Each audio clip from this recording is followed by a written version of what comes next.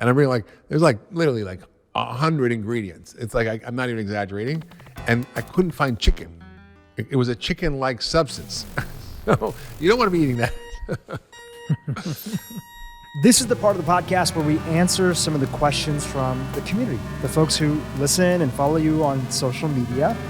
And you can go to drhyman.com and send in your question that we potentially could answer in a future episode. So the first question is, how quickly do unhealthy foods start to have a negative impact on our bodies, and how long does that impact remain? Well, it depends on the food, it depends what you're eating. But most people don't realize that. I think, well, if I eat junk over many years, it's going to cause problems. I'll gain weight, I'll get diabetes, but it's not an immediate issue, really. The truth is it is. Literally, with every single bite of food you eat, it's code. It's messages. And what does it do? It changes your gene expression literally in real time, in seconds to second time. It changes which genes are turned on or off. You can turn on the disease genes or the health genes. It controls inflammation. So you literally can see inflammation go up or down, literally depending on what you're eating with every bite. Your microbiome changes in real time.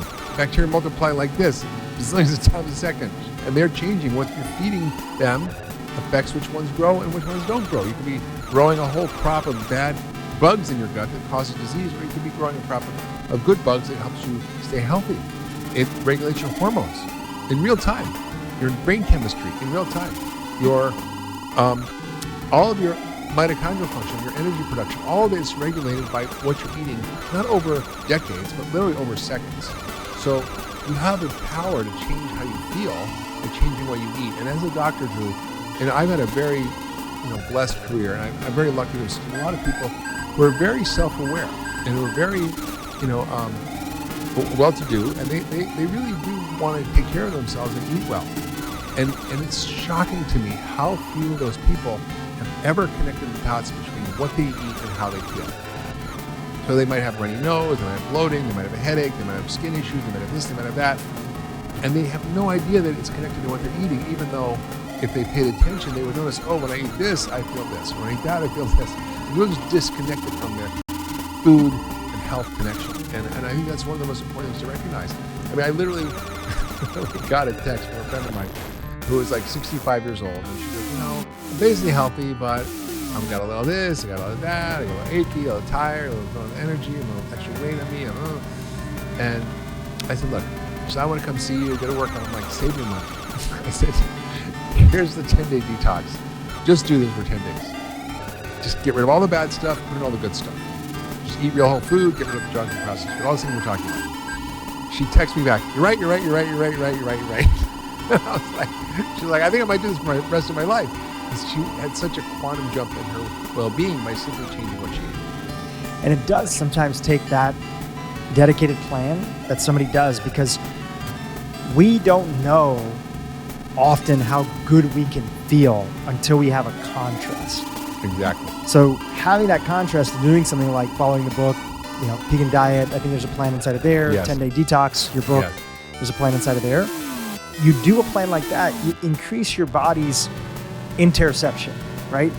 Seeing the difference between living one way and being another way. It's kind of like sometimes I'll hop in an Uber and there'll be like 15 air fresheners inside. Ugh. And you get hit with this sort of wave of artificial smells and fragrances. And you're like, oh my gosh, like I get a headache, I don't feel good, my nose starts getting a little stuffy, maybe runny.